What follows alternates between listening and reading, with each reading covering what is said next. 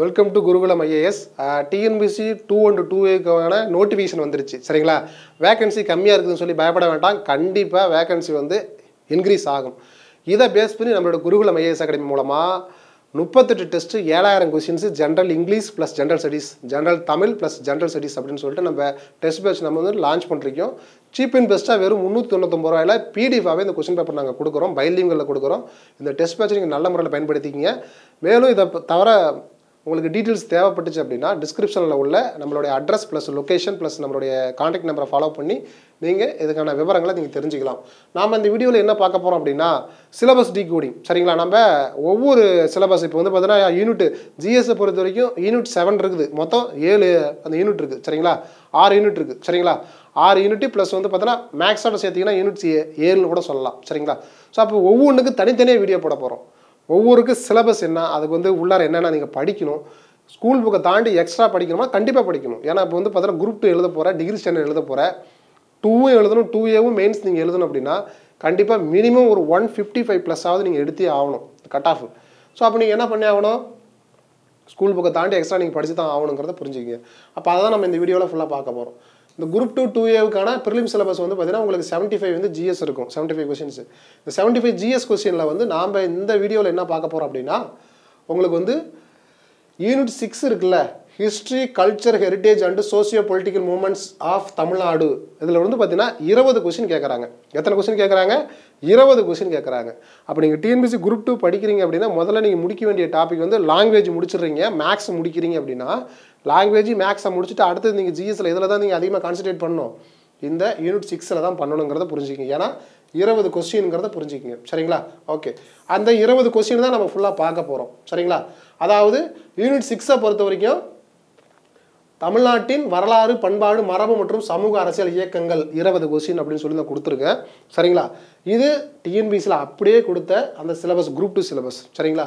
இங்கே பாருங்க, அப்படியே இங்கிலீஷில் இருக்கும், அப்படியே தமிழில் இருக்கும். சரிங்களா? அப்போ தமிழ் இங்கிலீஷ் ஒரே பிடிஎஃப்ல இருந்தால் பெட்டராக இருக்கும்னு சொல்லி நீங்கள் ஃபீல் பண்ணுறீங்க. அது எனக்கு புரியுது. அதை பேஸ் பண்ணி தான் நான் என்ன பண்ணுறீங்க அப்படின்னா இதை நான் கொடுத்துருக்கேன் நான். சரிங்களா? ஸோ இப்போ பாடத்திட்டம் வந்து பகுப்பாய்வு வந்து சிலபஸ் டிகோடிங் அப்படிங்கிறது வந்து பார்த்திங்க அப்படின்னா இதில் அழகு 6ல் தமிழ்நாட்டின் வரலாறு, பண்பாடு, மரபு மற்றும் சமூக அரசியல் இயக்கங்கள் 20 கேள்விகள் இருக்குல்ல, இதில் நான் சிலபஸை வந்து எப்படி டீகோட் பண்ணுறீங்கன்னா ஸோ இதில் வந்து பாருங்கள், ஒவ்வொரு வார்த்தையாக நம்ம வந்து என்ன பண்ண போகிறோம் பார்க்க போகிறோம். இதில் தமிழ் சமுதாய வரலாறு, அதாவது ஹிஸ்ட்ரி ஆஃப் தமிழ் சொசைட்டி அப்படின்னு சொல்லி ஒரு வார்த்தை இருக்குது. தமிழ் சமுதாய வரலாறு நம்மளுடைய பண்டைய காலத்தில் சங்க காலத்தில் வந்து நம்மளுடைய தமிழ் இந்த சமூகம் வந்து எப்படி வாழ்ந்துச்சு, அவங்களுடைய வாழ்வியல் முறைகள் என்ன இருந்தது. சரிங்களா? அவங்களோட வந்து பெண்களுக்கு அதோட தகுதிகள் என்ன, அதாவது பார்த்தீங்கன்னா பெண்கள் வந்து சொசைட்டியில் எப்படி வாழ்ந்தாங்க, கல்வி கற்ற பெண்மணிகளாக இருந்தாங்களா, யார் யார் இருந்தாங்க, அவங்களுடைய கலாச்சாரம் என்ன, பண்பாடு என்ன, அவங்களுடைய தொழில் முறைகள் என்ன, என்ன வழிபாடு முறைகளை பண்ணியிருந்தாங்க. சரிங்களா? அவங்களுடைய திருமண உறவு எப்படி இருந்துச்சு. சரிங்களா? இப்படிங்கிற அவங்களுடைய வாழ்வியலை பற்றி ஃபுல்லாக படிக்கிறது தான் வந்து பார்த்தீங்கன்னா தமிழ் சமுதாய வரலாறுங்கிறத புரிஞ்சிக்கலாம். சரிங்களா? ஓகே, நெக்ஸ்ட் வந்து அது தொடர்பான தொல்லியல் கண்டுபிடிப்புகள் அப்படின்னு சொல்லியிருக்காங்க. ஆர்கியாலஜி டிஸ்கவரிஸ் இருக்கா இல்லையா, அதாவது அரிக்கமேடு, ஆதிச்சநல்லூர், பொருந்தல், பொற்பனைக்கோட்டை, கீழடி, சரிங்களா, பல்லாவரம், ஓகேங்களா, இந்த குடியம் குகை, இந்த மாதிரி ஏரியாவில் இருக்கிறது எல்லாமே இந்த காவேரி பூம்பட்டினம் இப்படின்னு சொல்கிறோமா இல்லையா? ஆமாம். அப்போ இந்த மாதிரி அமராவதி அந்த ரிவர் ஓரமாக ஃபுல்லாக வந்து பார்த்திங்கன்னா ஆர்கியாலஜி டிஸ்கவரிஸ் பண்ணது, இதை ஃபுல்லாகவே இந்த இடத்துல வந்து படிக்கணும். முக்கியமாக இப்போ ரீசெண்டாக பட்ஜெட்டில் வந்து ஒரு 6 இடத்துல எக்ஸிபிஷன் பண்ணுறதா சொல்லிகிட்டு இருக்காங்க. இரும்பின் தொன்மைன்னு சொல்லி இப்போ ஒரு பெரிய பிடிஎஃபை கவர்மெண்ட் வந்து விட்டுருக்கு. கீழடியில் வந்து பார்த்தீங்கன்னா ஒரு நகர நாகரிகம் இருந்திருக்கு. அது மட்டும் பார்த்தீங்கன்னா சங்க காலத்துக்கு முற்பட்ட காலம் அப்படின்னு சொல்லி நம்ம வந்து என்ன பண்ணிகிட்டு இருக்கோம், ஃபுல்லாக படிச்சுக்கிட்டு இருக்கிறோம். சரிங்களா? ஒரு பரியல் சைட்ஸ்னால் அரிக்கமேடு வந்து ஃபுல்லாக படிக்கிறோம். சரிங்களா? அப்புறம் மெகாலத்திக் ஏஜ் படிக்கிறோம், ஸ்டோன் ஏஜ் படிக்கிறோம். சரிங்களா? ஸோ அப்போ இது மாதிரி எல்லாமே நம்ம இந்த ஆர்கியாலஜி டிஸ்கவர்ஸை கரண்ட் அஃபேர்ஸ் ஓரியன்டாக நீங்கள் வந்து படிக்கிற மாதிரி இருக்கும். ரொம்ப ரொம்ப முக்கியமானது, ஃபுல்லாக கரண்ட் அஃபேர்ஸ் ஓரியன்டானது. சரிங்களா? இதை தாண்டி மியூசியம் வந்து சிவகலையில் ஒன்று உருவாக்குறாங்க, கீழடியில் ஒன்று இருக்குது அப்படிங்கிறத புரிஞ்சுக்கிங்க. சரிங்களா? நொய்யல் அருங்காட்சியகம்னு சொல்லி ஒன்று உருவாக்க போகிறாங்க. இது எல்லாமே பட்ஜெட்டில் அறிவிச்சிருக்காங்க. சரிங்களா? சென்ட்ரல் கவர்மெண்டோட மியூசியம் எங்கே இருக்குது, ஸ்டேட் கவர்மெண்டோட மியூசியம் எங்கே இருக்குது. இப்போ 2017 கீழடியில் வந்து பார்த்தீங்கன்னா அகழ்வாராய்ச்சி பண்ணாங்க. 17, 18, 19 முடிச்சுட்டு அதுக்கப்புறம் விட்டுட்டாங்க சென்ட்ரல் கவர்மெண்ட். அதுக்கப்புறம் ஸ்டேட் கவர்மெண்ட் ஃபண்டை ஒதுக்கி அதை ஃபுல்லாக வந்து எக்ஸிகியூஷன் பண்ணி புதுசாக என்ன பண்ணிக்கிட்டு இருக்காங்க, புதுசாக என்ன பண்ணிருக்காங்க, அந்த இடத்துல வந்து ஃபைண்ட் அவுட் பண்ணிக்கிட்டு இருக்காங்க. ஓகேங்களா? ஸோ இது எல்லாமே நீங்கள் கரண்ட் அஃபேர்ஸ் ஓரியன்டாக படித்தா மட்டும்தான் இந்த ஆர்கியாலஜி டிஸ்கவரிஸுங்கிற டாப்பிக்கில் நீங்கள் ஃபுல் மார்க் எடுக்க முடியும். கண்டிப்பாக கொஸ்டின்ஸ் இந்த ஏரியாவில் வந்துக்கிட்டே இருக்குது. சரிங்களா? அடுத்து பாருங்க, சங்ககாலம் முதல் இக்காலம் வரையிலாம் தமிழ் இலக்கியம். அப்போ சங்க காலத்தில் இருந்து அந்த 10 பாட்டு, 8 தொகை நூல்கள், 17 மேற்கணக்கு நூல்கள், 17 கீழ்கணக்கு நூல்கள், அறநூல்கள், நீதி நூல்கள், சரிங்களா? இதை தாண்டி ஐம்பெருங்காப்பியங்கள், ஐஞ்சிறுங்காப்பியங்கள், சரிங்களா? அடுத்து வந்து சைவம், வைணவம், அப்புறம் வந்து பார்த்தீங்கன்னா நம்மளுடைய அந்த கலாச்சாரங்கள், என்னென்ன புக்ஸு, அதனுடைய ஆத்தர்ஸ் என்ன. இப்போ லாஸ்ட்டாக குரு 4ல் கூட கேட்டிருக்காங்க, உங்களுக்கு சிலப்பதிகார மணிமேகலை இருக்கிற அந்த நூலுடைய கதை கருவை வச்சு என்ன பண்ணிருக்காங்க, உங்களுக்கு வந்து கொஸ்டின்ஸ் கேட்டிருக்காங்க. சரிங்களா? ஓகே. ஸோ அதை பேஸ் பண்ணி இப்போ வந்து காம நூல், மனநூல் அப்படின்னு கேட்டால் சிவக சிந்தாமணி, சரிங்களா இல்லையா? ஆமாம், முக்தி இலக்கியம் அப்படின்னு சொல்லி கேட்டாலும் அதுதான். அப்படிங்கிற மாரி ஒவ்வொன்றுக்கும் ஒரு பேர் இருக்குது. இந்த இரட்டை காப்பியங்கள்லாம் என்ன அப்படிங்கிற மாரி, சரிங்களா? இதில் வந்து அறநூல்கள் எது புறநூல்கள் எது நீதி நூல்கள் இப்படின்னு சொல்லி ஒவ்வொன்றுக்கும் ஒரு பாயிண்ட்ஸ் இருக்குது. இது எல்லாமே பேசிக்காக நீங்கள் தெரிஞ்சுக்கிங்க. சரிங்களா? ரொம்பலாம் டெப்த்தாக போயிடாதீங்க, பேசிக்காக தெரிஞ்சுக்கிங்கன்னு சொல்கிறேன் நான். நெக்ஸ்ட் பாருங்கள், திருக்குறள். இந்த திருக்குறளை பொறுத்த வரைக்கும் உங்களுக்கு வந்து பார்த்தீங்க அப்படின்னா 6 to 12 வரைக்கும் இருக்கிற ஸ்கூல் புக்கில் இருக்கிற திருக்குறளை படிச்சிக்கி. ஏன்னா அதை வந்து பார்த்தீங்கன்னா இது ஃபுல்லாகவே இந்த தலைப்பை கொடுத்துருக்காங்க அப்படின்னா நீங்கள் ஆல்மோஸ்ட் அறத்துப்பால் பொருட்பால்லாம் ஃபுல்லாக நீங்கள் படிக்கிற மாதிரி தான் வரும். இருந்தாலும் ஒரு குறைஞ்சபட்சம் என்ன சார் பண்ணிக்கணும், ஏன்னா இதிலிருந்து வந்து பார்த்தீங்கன்னா உங்களுக்கு 4 to 5 கொஸ்டின் கேட்டுக்கிட்டே இருக்காங்க. குறைஞ்சது 3, அதிகபட்சம் 5 கொஸ்டின் வந்து இந்த ஏரியாவில் வந்துக்கிட்டே இருக்குது. நீங்கள் ஏன்னா குரூப் 1, குரூப் 2 கொஸ்டின் எடுத்து பாருங்கள். அப்போ திருக்குறள் பகுதி ரொம்ப முக்கியமானது. அப்போ திருக்குறளை வந்து ஃபுல்லாகவே வந்து எப்படி படிக்கணும், ஸ்கூல் புக்கில் இருக்கிறத படித்து முடிச்சிட்டிங்கன்னா ஓரளவுக்கு சேஃப் ஆகிடுவேன். சரிங்களா இல்லையா? ஸோ அப்போ ஸ்கூல் புக்கை படித்து முடிச்சுட்டு வேறு என்ன சார் பண்ணணும் அப்படின்னா, சரிங்களா, வேறு என்ன பண்ணணும்னா நீங்கள் வந்து பரிமேல அழகர் உரை இருக்கா இல்லையா, அந்த திருக்குறளை வந்து நீங்கள் நெட்டில் டவுன்லோட் பண்ணியோ அல்லது வந்து புக்கு வாங்கி பரிமேல அழகர் உரையை வந்து நீங்கள் படிக்கிறது மூலமாக மெயின்ஸில் இந்த ஏரியாவிலிருந்து நீங்கள் நல்ல நல்ல பாயிண்ட்ஸாக கொடுக்கலாம். இந்த பரிமேல அழகர் உரையிலிருந்து நீங்கள் எழுதும் மூலமாக பாயிண்ட்ஸ் வந்து உங்களுக்கு மார்க் அதிகமாக கிடைக்கிறது வாய்ப்புகள் இருக்குது. மதச்சார்பற்ற தனித்தன்மையுள்ள இலக்கியம்ங்கிறது வந்து பார்த்திங்கன்னா இப்போ வந்து பார்த்தீங்கன்னா திருக்குறள் வந்து எந்த மதத்தையும் சாராத ஒரு நூல். சரிங்களா?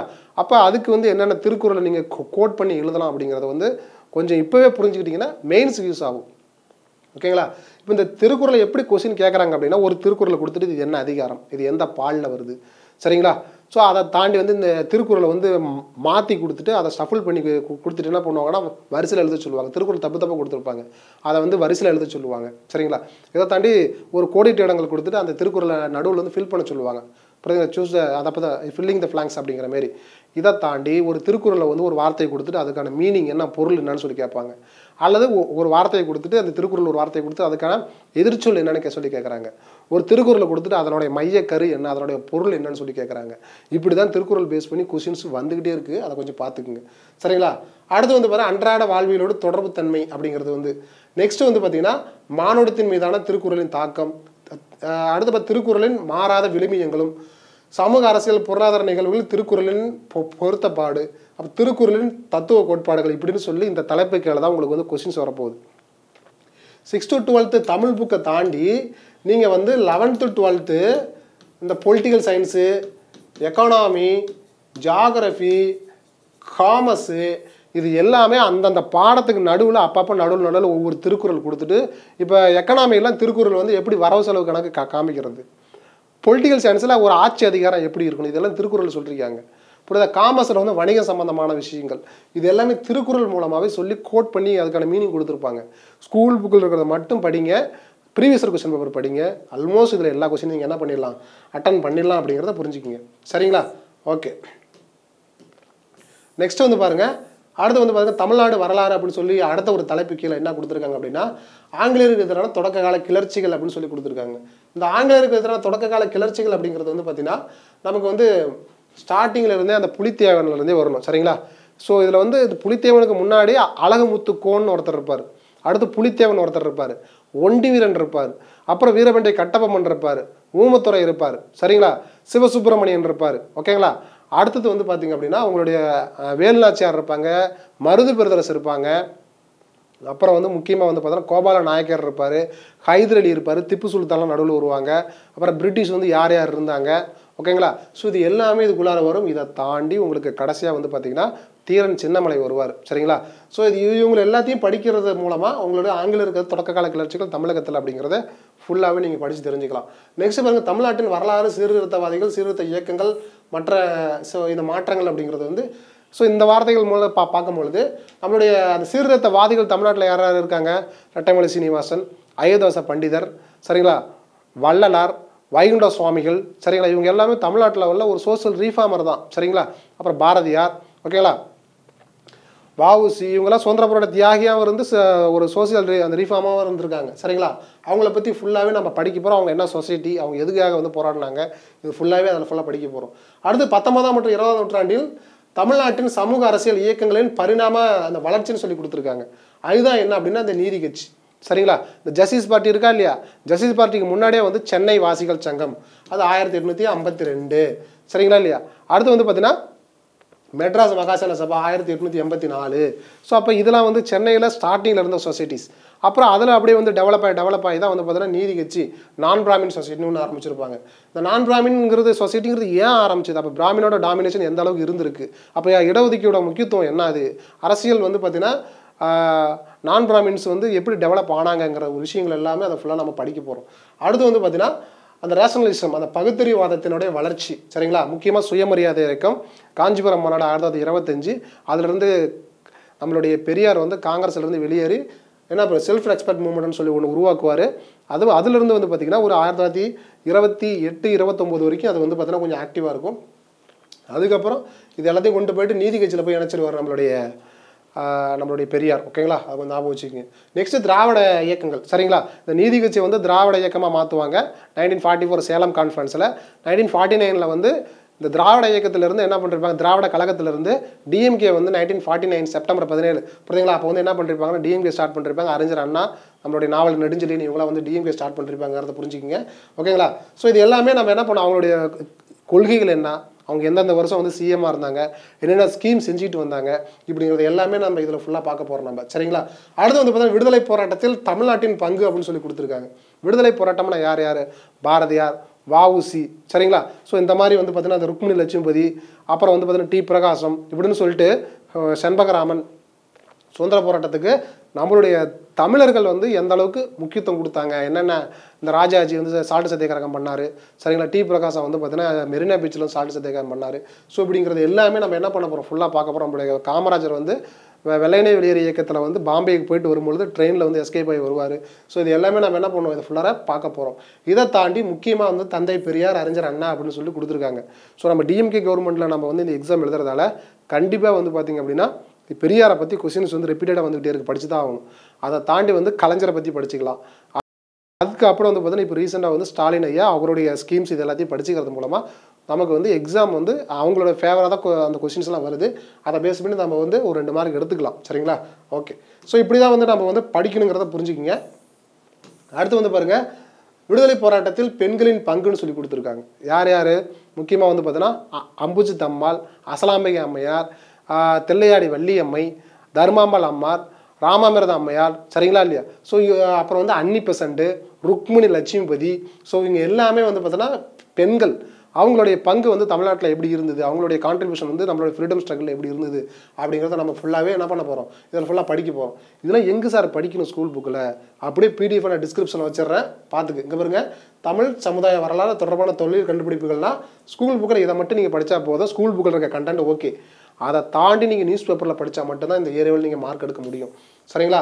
அடுத்து சங்ககாலம் முதல் இக்காலம் வரையிலான தமிழ் இலக்கியங்கள் அப்படிங்கிறது வந்து ஸ்கூல் புக் 6 to 10 பேசிக்காக படிச்சுக்கணும். இதை தாண்டி அட்வான்ஸ் தமிழில் இதெல்லாம் கொஞ்சம் பார்த்துக்கணுங்கிறத புரிஞ்சுக்கிங்க. நெக்ஸ்ட் திருக்குறளுங்கிறது வந்து பார்த்தீங்கன்னா 6 to 12 தமிழ் புக்கு. இதை தாண்டி 11th 12th நான் காமர்ஸ், பொலிட்டிக்கல் சயின்ஸ்லாம் சொன்னால் இல்லைங்களா, அதில் என்னென்ன புக்குங்கிறத நான் தெளிவாகவே கொடுத்துருக்கேன் நான். சரிங்களா.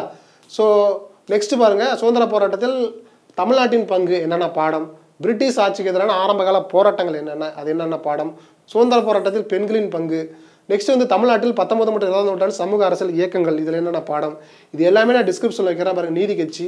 ஓகேங்களா. ஸோ இது எல்லாமே. ஸோ இப்போ நான் வந்து பார்த்தீங்கன்னா சார் நீங்கள் சொல்கிற மாதிரி இந்த ஷெடியூல் வந்து பிரிண்ட் அவுட் போட்டேன், சிலபஸை வந்து டீகோட் பண்ணி கொடுத்துட்டீங்க, நான் தெளிவாக புரிஞ்சுக்கிட்டேன். நெக்ஸ்ட் வந்து பார்த்தீங்கன்னா 2021 25 வரைக்கும் உள்ள ப்ரீவியஸ் இயர் கொஸ்டின் பேப்பர், இந்த யூனிட் 6 இந்த தமிழ் சொசைட்டிலிருந்து எந்தெந்த கொஸ்டின்ஸ் வந்திருக்கோ எல்லாத்தையும் பார்க்கணும். ஸ்கூல் புக்கை படித்து முடிச்சுட்டு அடுத்த வேலை வந்து ப்ரீவியஸ் இயர் கொஸ்டின் பேப்பர் தான் பார்க்கும்பொழுது ஸ்கூல் புக்கில் எத்தனை கொஸ்டின் வந்திருக்கு, அதை தாண்டி கரண்ட் அஃபேர்ஸ்லேருந்து எத்தனை பர்சன்டேஜ் கொஸ்டின் அதில் வந்திருக்கு, ஸ்கூல் புக்கு கரண்ட் அஃபேர்ஸை தாண்டி எக்ஸ்ட்ரா ஸ்டாண்டர்ட் புக்கிலேருந்து எவ்வளோ வந்திருக்கு இப்படிங்கிறத நீங்கள் அனலைஸ் பண்ணிங்கனாவே நீ தப்பிச்ச, நீ பாஸ். சரிங்களா இல்லையா? ப்ரீவியஸ் இயர் கொஸ்டின் பேப்பர் தான் உங்களுடைய பெஸ்ட் ஃப்ரெண்டு. இந்த காம்படிட்டிவ் எக்ஸாமில் உங்களுடைய பெஸ்ட் ஃப்ரெண்டு யார் அப்படின்னா ப்ரீவியஸ் இயர் கொஸ்டின் பேப்பர், இந்த சிலபஸ் மட்டும் தான். இவங்க ரெண்டு பேர்த்தையும் கப்புன்னு நீ இப்போ பிடிச்சிக்கிட்ட அப்படின்னா ஈஸியாக பாஸ் பண்ணிடலாம். பல பேர் சிலபஸ் என்னன்னு புரிஞ்சிக்காமலே புக் எடுத்து டைம் கணக்காக படிச்சுக்கிட்டு இருப்பாங்க. இப்போ நீ எங்கே போகிறேன்னு கேட்டால் நான் என்ன பண்ணணும், நான் வந்து கோயம்பேடு போகிறேன் அப்படின்னு சொல்லணும். இப்போ ஒன்றும் எங்கே போகிறேன்னு கேட்டால் எங்கே போகிறேன்னு தெரியல போயிட்டுருக்கேன் அப்படின்னு சொன்னால் நல்லா இருக்குமா? எங்கே போகிறேங்கிற விஷயத்த வந்து ஒரு கிளாரிட்டி இருக்கணும். எதுக்காக போகிறேன், இதுக்காக தான் போகிறேன், இத்தனை மணி நேரம் வேலை இருக்குது, இத்தனை நேரம் வேலை முடிச்சு இத்தனை மணிக்கு நான் வீட்டுக்கு வந்துடுவோம் அப்படின்னு சொல்லிட்டு டக்குன்னு சொல்லணும். அந்த மாதிரி ஒரு கிளாரிட்டியாக படிக்கணும்னா previous year question paper syllabus வந்து ரொம்ப ரொம்ப முக்கியமானது. சிலபஸ் டிகோட் பண்ணி நான் கொடுத்துட்டேன். ப்ரீவியஸ் இயர் கொஸ்டின் பேப்பரோடைய பிடிஎஃப் நான் நம்மளுடைய டெலகிராம் சேனலில் சென்ட் பண்ணுறேன், நீங்கள் தயவுசெய்து ஜாயின் பண்ணிக்கோங்க. நெக்ஸ்ட்டு பார்த்தீங்கன்னா ஸ்கூல் புக்கை படிச்சுட்டு previous year question paper analyse பண்ணிட்டேன். கொஸ்டின் அண்ட் ஆன்சர் பார்க்குறேன். சில கொஸ்டினுக்கு ஆன்சர் தெரியாது.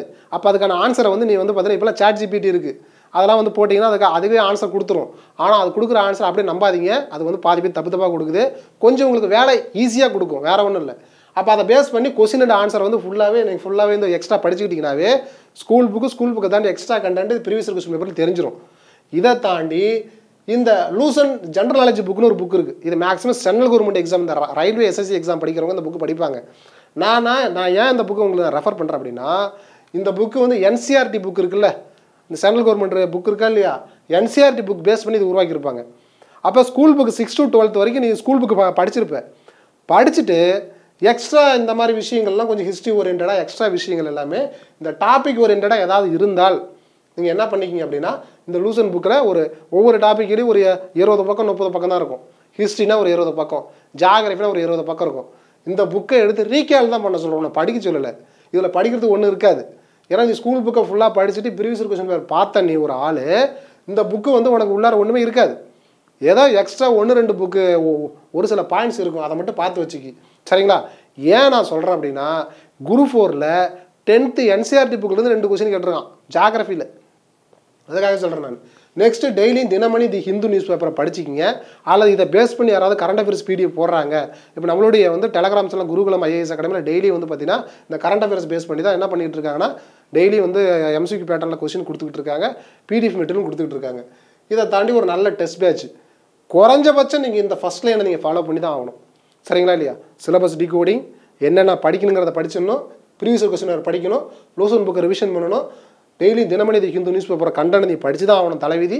நெக்ஸ்ட் வந்து ஒரு நல்ல டெஸ்ட் பேட்ச் போட்டுட்டீங்கன்னாவே ஒரு 50 to 60% நீ சிலபஸை ஓரளவுக்கு கவர் பண்ணிட்ட அப்படின்னு அர்த்தம். இதெல்லாம் பண்ணனா தான். சரிங்களா? இந்த டாப்பிக்கில் இதை தாண்டி எக்ஸ்ட்ரா நான் என்ன சார் பண்ணணும், டிகிரி ஸ்டாண்டர்டில் என்ன சார் பண்ணணும் அப்படின்னா, நீங்கள் இந்த புக்கெல்லாம் வாங்கி வச்சுக்கிறது நல்லது. சரிங்களா?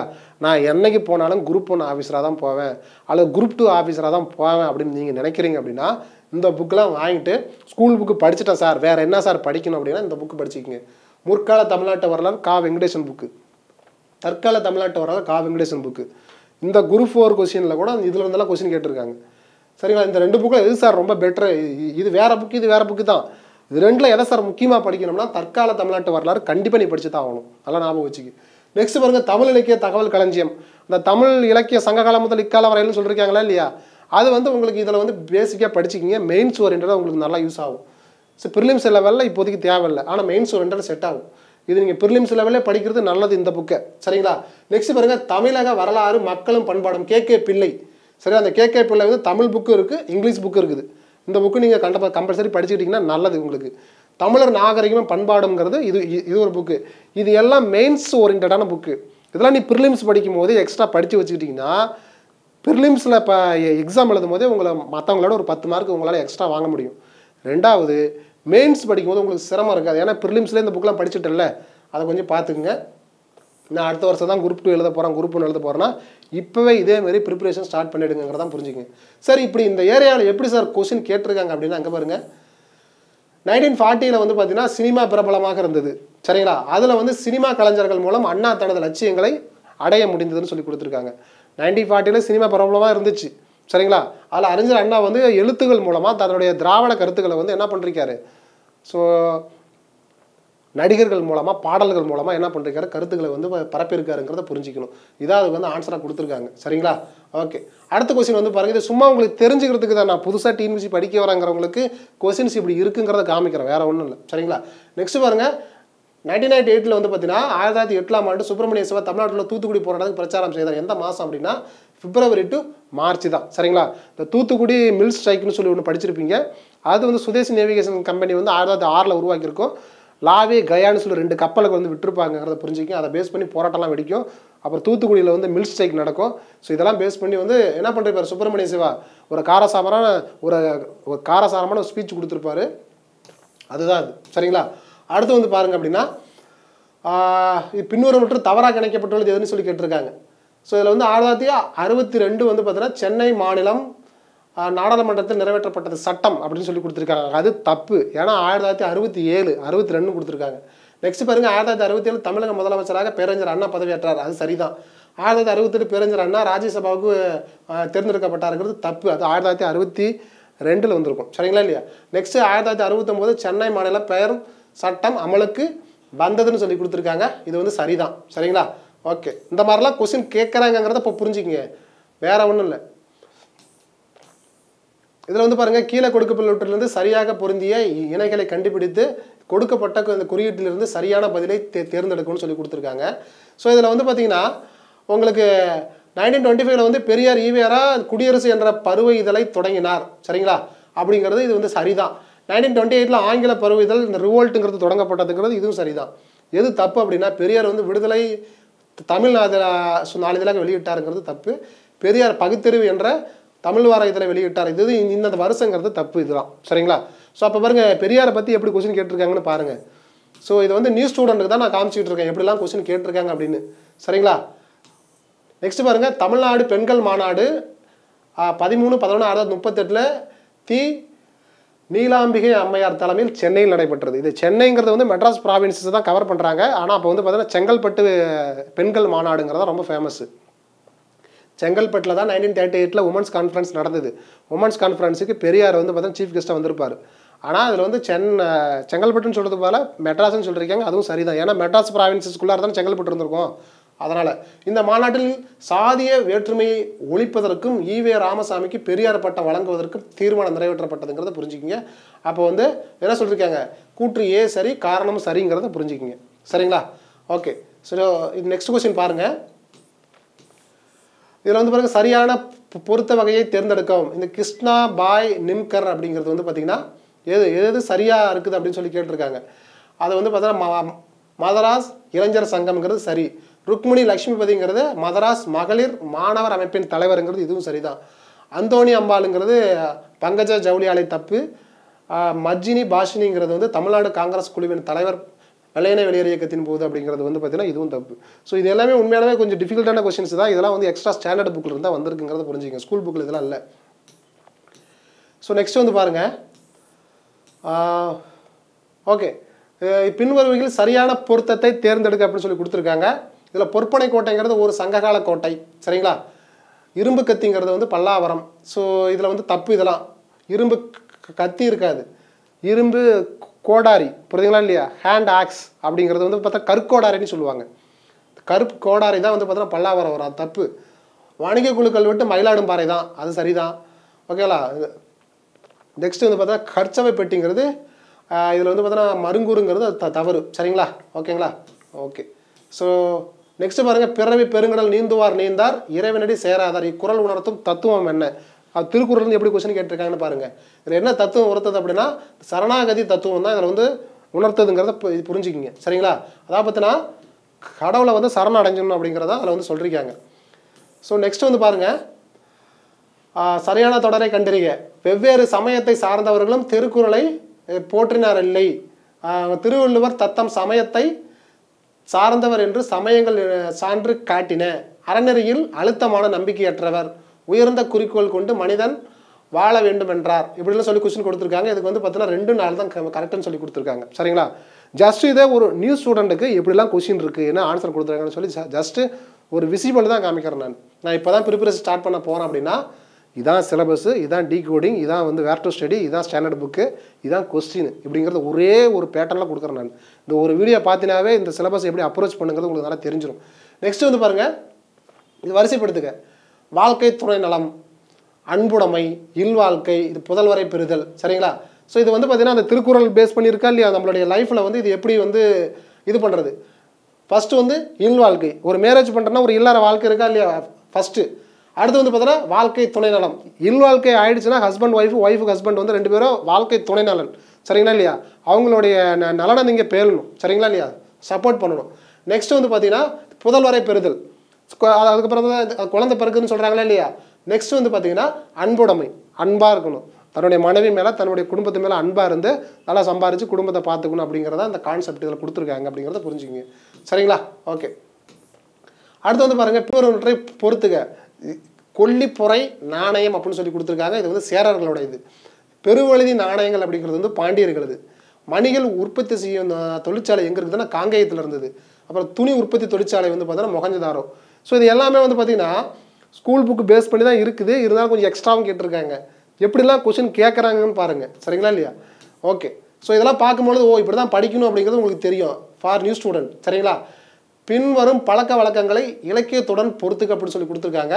இதில் வந்து பழிவாங்காத காதலனால் செய்யப்படும் ஒரு வழக்கம். இங்கே வருங்க, அந்த சங்ககாலம் முதல் இக்காலம் வரையெல்லாம் தமிழ் இலக்கியங்கள்னு சொல்கிற மாதிரி லிட்ரேச்சர், தமிழ் லிட்ரேச்சர் வந்து எப்படி கொஸ்டின் கேட்டிருக்காங்கன்னு பாருங்கள். ஸோ அப்போ இதுக்கு வந்து ஆன்சர் வந்து பார்த்தீங்கன்னா தொல்காப்பியம். இளநீரில் பனை மற்றும் கரும்புச்சாறு ஆகியவற்றை கலக்கும் வழக்கம் வந்து பார்த்தா புறநானூற்றில் சொல்லப்படுது. வெள்ளை அரிசி மற்றும் நெய்யுடன் காக்கைக்கு நைவேத்தியம் செய்யும் வழக்கம் வந்து பார்த்தீங்கன்னா குறுந்தொகையில் சொல்லுது. வீடுகளின் சுவர்களில் ஓவியம் தீட்டும் வழக்கம் வந்து மணிமேகலையில் சொல்லுது.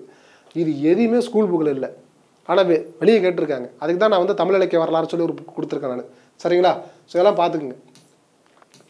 ஸோ நெக்ஸ்ட் வந்து பாருங்கள், ஆங்கிலேய கம்பெனியாளர்கள் வீரபாண்டிய கட்டபொம்மனை ராமநாதபுரத்து ஆட்சியாளரின் அலுவலகத்திற்கு ஆஜராகுமாறு கேட்டுக்கொண்டார் அப்படிங்கிறது வந்து சரிதான்.